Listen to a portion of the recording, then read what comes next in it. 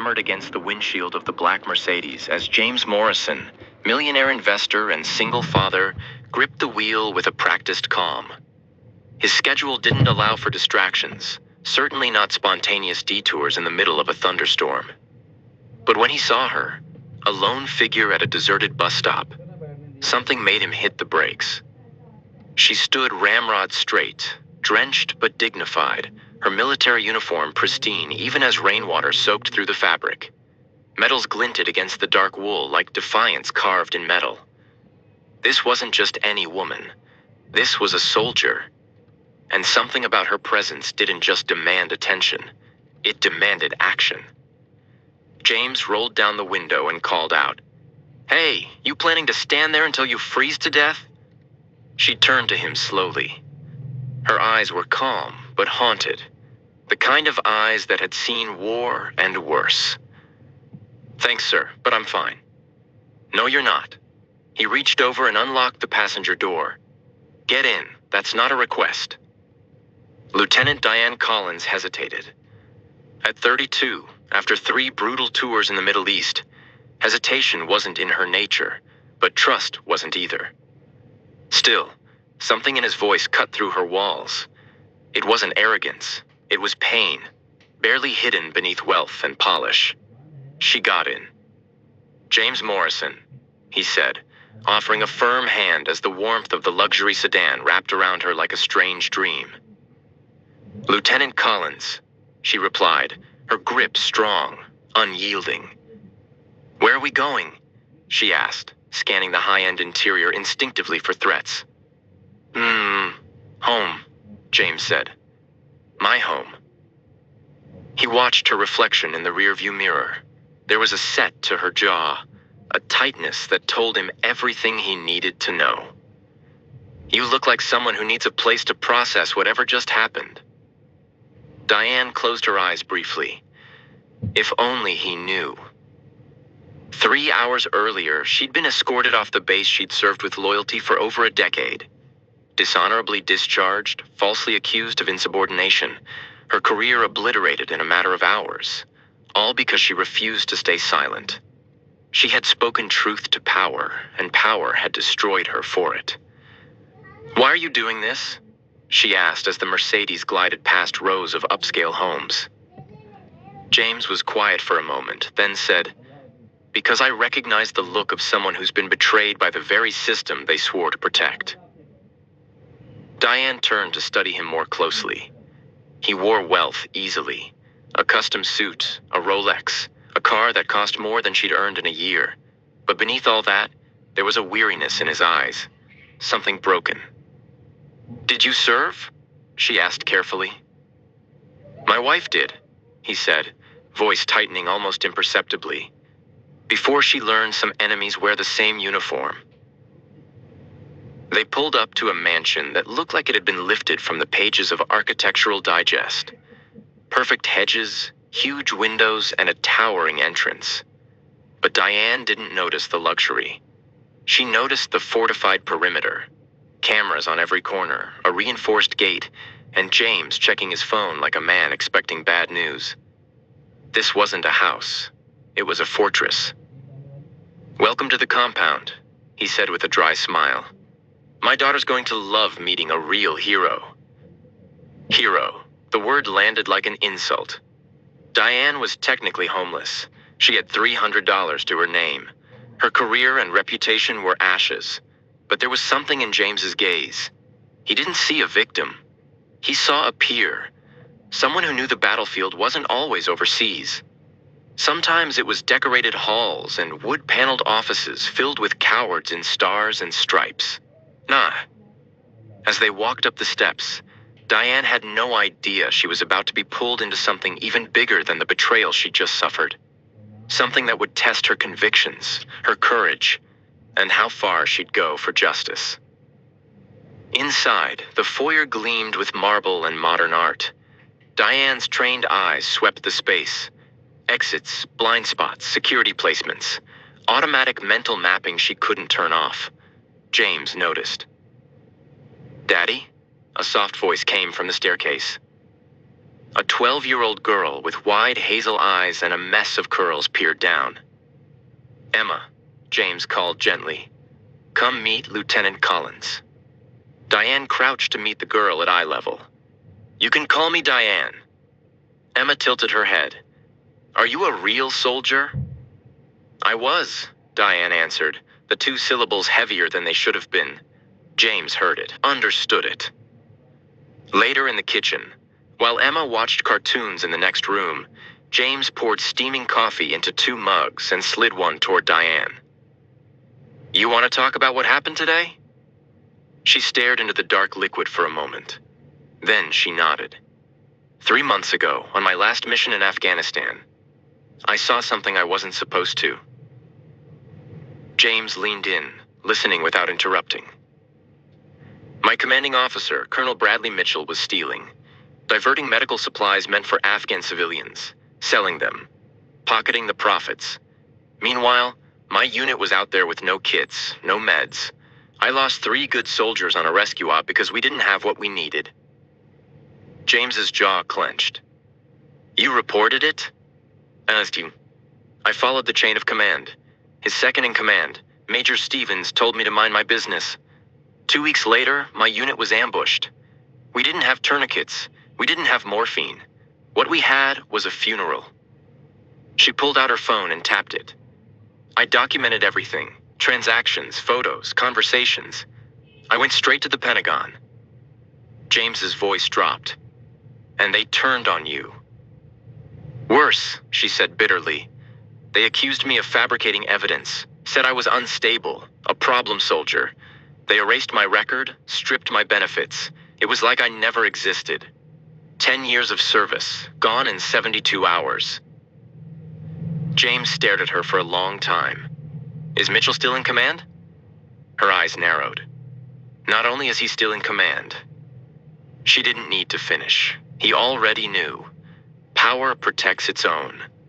And for the first time in years, James Morrison felt something ignite. Because in this disgraced soldier, he saw not just a casualty, but a weapon. And this house? It wasn't a sanctuary. It was the staging ground for a war neither of them saw coming. "He was promoted to general last week." Diane's voice trembled, not from fear, but from fury that barely stayed beneath the surface. "Meanwhile, I'm officially homeless with $300 in my account and a tarnished record that keeps me from getting even a basic security job." James Morrison didn't respond immediately. Instead, he watched her for a long moment, his expression unreadable, then surprised her with a question that felt like a challenge. "Do you still have the evidence?" Diane's instincts sharpened. Her gaze narrowed slightly. "Everything. Backups in 5 different locations." Her voice was firm, but curious. "Why do you ask?" James chose his words with careful precision. "Because you might not be the first person Mitchell tried to silence. And maybe," he paused, locking eyes with her, "just maybe you finally found someone who knows how to use that evidence the right way." Her brow arched. "What kind of business do you run, James Morrison?" He stood, walking toward a sleek shelf lined with military memorabilia and polished photographs. The kind that teaches powerful men that not every war is fought in uniform. He picked up a framed photo and handed it to her with reverence. "This is Rebecca, my wife. Or she was." Diane studied the woman in the picture. A confident Air Force officer, medals shining proudly on her chest, her eyes filled with joy and a fierce intelligence.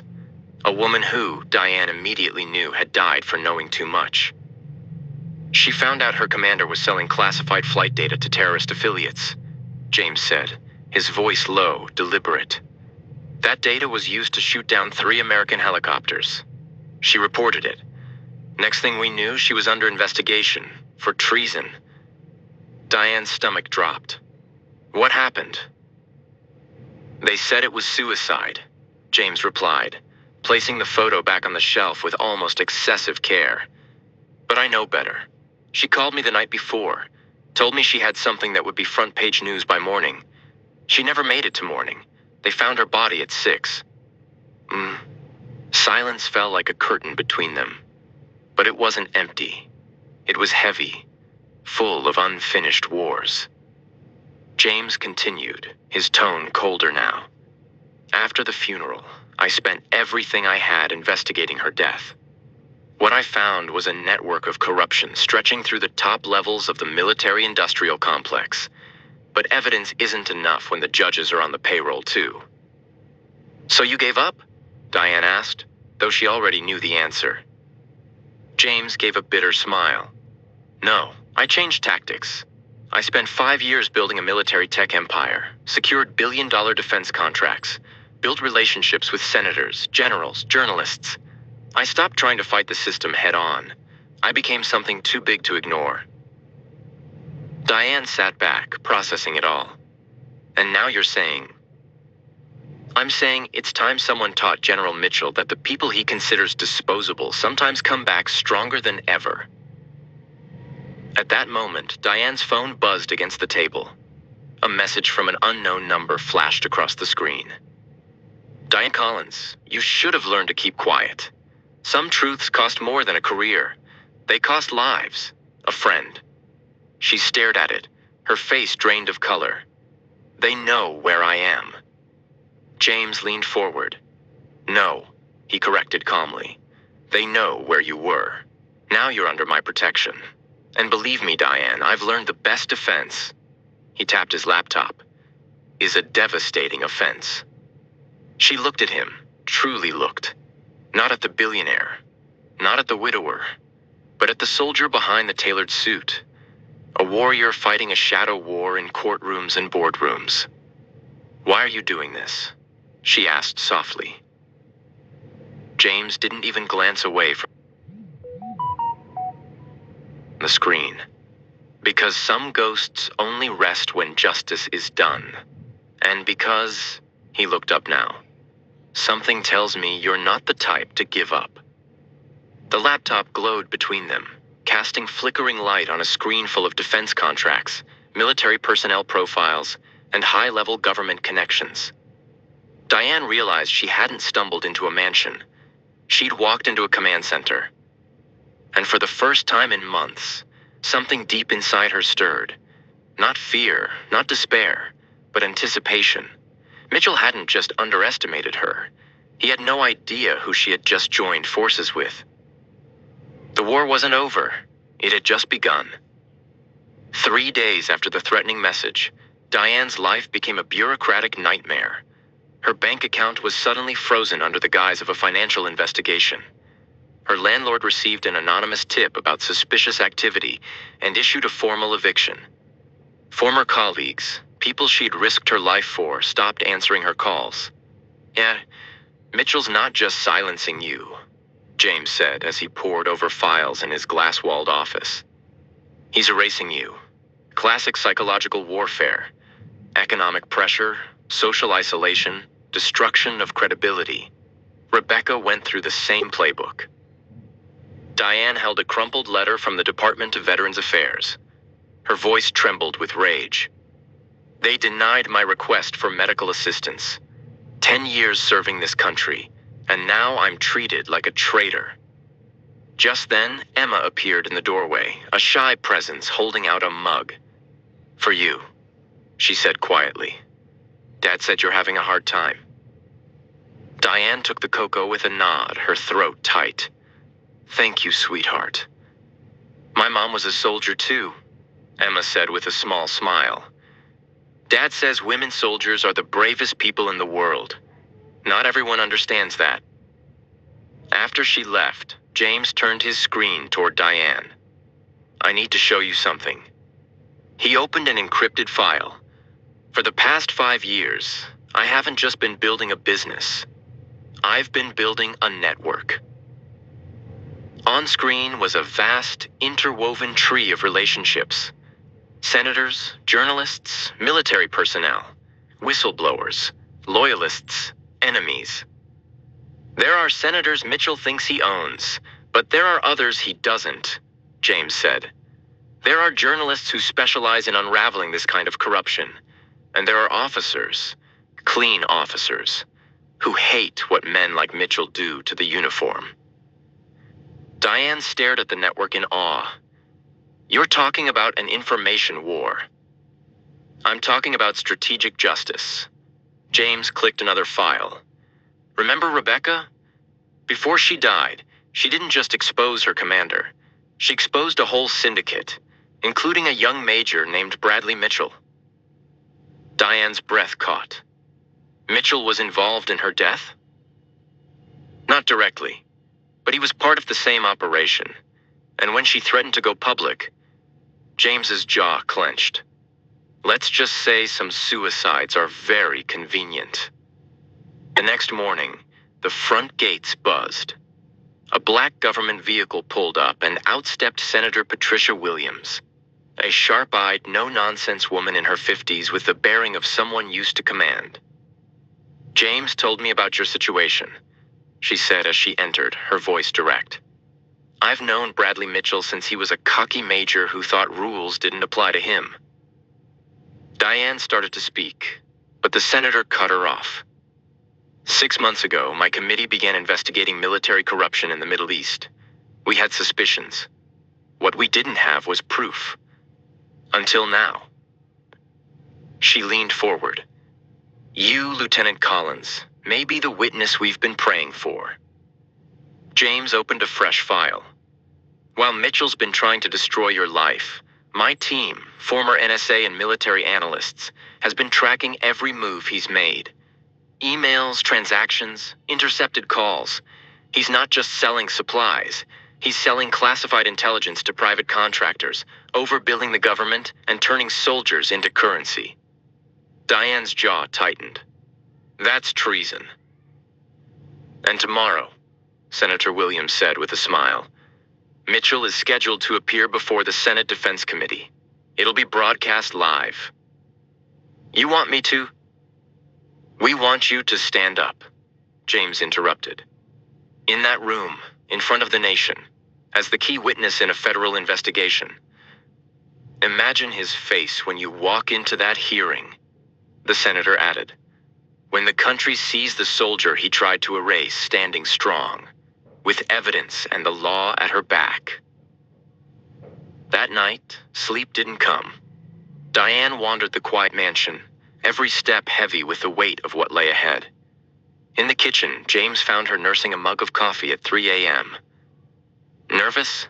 He asked gently. She shook her head. Not nervous, ready. Then she turned to him. You've been planning this for 5 years. I've been waiting for the right moment for 5 years, he replied. You are that moment, Diane. She touched the phone in her pocket, the one that held the evidence they'd tried to bury. Her heart pounded not with fear anymore, but with resolve. The reckoning had arrived. And Mitchell had no idea what was coming. He really thought that by destroying me, he'd destroy the truth, Diane said, her voice low, trembling with defiant calm. Men like Mitchell always make the same mistake, James replied softly. They confuse silencing the messenger with silencing the message. The next morning, as General Bradley Mitchell adjusted his immaculate uniform in a Capitol Hill mirror, preparing for a triumphant congressional address, he had no idea that the stage he believed was built for his legacy was about to become a courtroom of reckoning. Elsewhere, Diane fastened the discreet lapel microphone provided by Senator Williams' staff, her reflection sharp in the car mirror as the Capitol dome came into view. 48 hours earlier, she was a disgraced soldier standing alone in the rain. Now she was the linchpin in a covert operation that could dismantle decades of corruption. But as she neared the Capitol steps, an uneasy question twisted in her gut. Had Mitchell really underestimated them? Or was there something they didn't yet know? Her phone buzzed. An unknown number. I see you found some powerful friends, Diane. Too bad they don't know the whole truth about you. See you at the hearing. Someone who knows your darkest secret. The blood drained from Diane's face. James, she whispered. He could hear it in her tone before she explained. They know something. Something I haven't told you. Something that could bring this entire operation down. Then we'll face it, James said. Together. Inside the grand congressional hearing room packed with senators, aides, reporters, and C-SPAN cameras, General Mitchell took the podium. His voice carried the weight of polished and practiced lies. Honorable senators, he began, our proposal ensures our soldiers receive cutting-edge equipment. We must protect them with every resource possible. In the gallery, Diane sat quietly, her fingers clenched in her lap. James, seated further back with his tech team, spoke softly into his earpiece. The moment she identifies herself, trigger the upload. Every media outlet. No time for Mitchell to spin this. Mitchell continued, his tone shifting subtly. Unfortunately, some disgruntled former soldiers have spread misinformation, attempting to tarnish the integrity of dedicated officers. Yeah. Senator Williams leaned into her microphone. General Mitchell, before we proceed, I'd like to introduce a witness who has first-hand knowledge of the operations you just described. Mitchell blinked. I'm sorry, Senator? Lieutenant Diane Collins, please stand and introduce yourself. The room froze. All heads turned as Diane rose from her seat. Mitchell's face went pale, as if seeing a ghost. Good morning, General Mitchell, she said, her voice steady. Surprised to see me? He attempted to regain control. Senator, this woman was dishonorably discharged for fabricating evidence. And it is precisely those allegations she is here to testify about, Senator Williams cut in. But first, let the public hear what Lieutenant Collins discovered in Afghanistan. James, now poised behind his laptop, hit send. In real time, classified files, audio clips, photographs, banking records, began flooding into the inboxes of journalists sitting in the very room. Diane lifted a small recorder. General, do you remember this conversation from March 15th at 2:30 p.m. in your command tent? Mitchell's own voice boomed from the speakers. Colonel Stevens, those medical supplies are worth $50,000 on the black market. Send them to the usual contact. Transfer my share to the Cayman Islands account. Gasps erupted across the room. Mitchell shot from his chair. This is fake, a doctored montage. Interesting, Senator Williams said calmly, because we also have these. The screens behind her filled with surveillance photos, Mitchell standing beside civilian trucks as medical crates were loaded by uniformed men. And these, James added, striding to the front, are your bank records.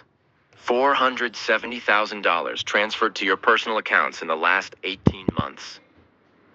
Mitchell stammered. Who are you? You have no authority here. James Morrison, he replied. CEO of Morrison Defense Technologies. The man who supplies 60% of the encrypted communications your unit used. And whose systems, by design, record everything for national security. Mitchell turned gray. He had used Morrison's very network to incriminate himself, unwittingly handing over years of damning evidence. Senator, Mitchell barked, she's hiding something. She killed innocent civilians during a failed operation. That's why she was really discharged. For the first time, Diane smiled. Calm. Ready. Thank you for bringing that up, General. She turned to the cameras. That is the broadcast live, in front of the entire country. Diane stepped closer, her voice unwavering. General Mitchell, you once said certain soldiers were a problem. You were right. Soldiers who refuse to look away while their brothers die are a big problem for men like you. As the hearing concluded, reporters swarmed. Senator Williams announced, "This hearing is adjourned. General Mitchell, consider yourself under criminal investigation." Military police moved in. Mitchell, now limp and wordless, passed Diane on his way out. You don't know what you've started, he muttered bitterly. Diane held his gaze. General, there are two kinds of soldiers: those who protect the innocent, and those who protect themselves from the innocent. Today, the world found out which one you are. When the door shut behind him, it wasn't vengeance Diane felt. It was justice. James met her in the hallway, pride in his eyes. "How do you feel?" She took a breath that felt like her first in months. "Like a soldier," she said simply. "For the first time in a long time. Like a real soldier." But even as Mitchell was handcuffed and taken into custody, one question lingered in the minds of many. When justice wins, is it real? Is it lasting? Or is it just another illusion? 6 months later, Diane stood by the window of her new Pentagon office. She was no longer Lieutenant Collins. She was Major Collins, head of the newly formed Military Integrity Division, a direct result of the Mitchell scandal. She had been promoted 3 times in 6 months. Her story became a landmark case. The irony was poetic. The man who tried to erase her had indirectly made her the guardian of justice he feared most. James entered with coffee. "Did you see the news?" She nodded. "Mitchell?" "Sentenced to 20 years, stripped of all rank and benefits, assets seized. His wife divorced him. His kids changed their last names." "Poetic," Diane said. "He tried to call me from prison last week." "You answer?" She shook her head. "Forgiveness is for me, not for him." Emma ran in, now 13, radiating confidence. "Dad said you won another award." "The Military Integrity Award," James confirmed with pride. "3rd this year." Diane smiled. Her desk was covered in letters from soldiers, whistleblowers seeking help. "I get 50 messages a week. We've already opened 23 investigations since launch." The phone rang. "Senator Williams online too." Diane answered, and the senator's voice was warm. "The bill passed? Full legal protection for military whistleblowers. When Diane hung up, she leaned back in her chair. 2 years ago, she had stood alone at a bus stop, broken. Now she was rewriting the laws that would protect future generations of soldiers. "You know what gives me the most satisfaction?" she said to James. "Not Mitchell in a cell. It's knowing that no one else will go through what I did. That's real victory." That night, over dinner, Emma asked a question. Do you regret reporting the general?" Diane looked at the family she had built, not in spite of adversity, but because of it. James smiling gently. Emma with that fire in her eyes. "Emma," she said, "truth is an expensive luxury, but it's always worth the price. Mitchell taught me some secrets, cost careers. I taught him some silences, cost souls." And somewhere in a gray military prison, General Bradley Mitchell sat alone in a 6x 9-foot cell, eating from a metal tray, counting every one of the 7,300 days he had left. Diane Collins, once discarded, now decorated, woke up each morning in her new home, with the family she chose, fighting every day for soldiers who still believed in honor. The best revenge? Not getting even. Rising so high that your enemies become irrelevant. If you've ever been silenced, discarded, or made to feel powerless, remember, truth has a strange habit of finding its way into the light. And when the right people come together, even the most corrupt systems can fall.